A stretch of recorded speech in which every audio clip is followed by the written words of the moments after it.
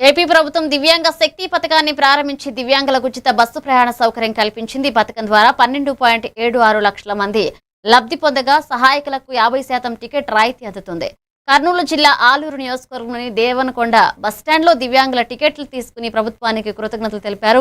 పథకం అమలుకు ప్రభుత్వం ఏడాదికి 207 కోట్లు ఖర్చు చేయనుంది. ఈ కార్యక్రమంలో స్థానిక నాయకులు, దివ్యాంగులు పాల్గొన్నారు. దివ్యాంగులతో పాటు ప్రయాణం చేసి వాళ్ళకు కూడా ఉచితంగా బస్సు సౌకర్యం కల్పించడం జరిగింది. ఇలా ఎన్నో కార్యక్రమాలు చేస్తున్న మన కూటమి ప్రభుత్వానికి, ముఖ్యమంత్రి చంద్రబాబు నాయుడు గారికి, అలాగే ఉప ముఖ్యమంత్రి పవన్ కళ్యాణ్ గారికి, నారా లోకేష్ గారికి కూడా కృతజ్ఞతలు తెలియజేస్తాం. గతంలో వైసీపీ ప్రభుత్వం పెన్షన్ కూడా దివ్యాంగులకు కూడా చెల్లించలేని పరిస్థితి ఉంది.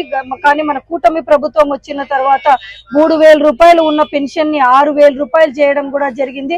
అలాగే ఈ రోజు ఫ్రీ బస్సు సౌకర్యం కూడా కల్పించడం జరిగింది. ఇలా ఎన్నో కార్యక్రమాలు కూడా చేస్తున్నారు మన ముఖ్యమంత్రి చంద్రబాబు నాయుడు గారు.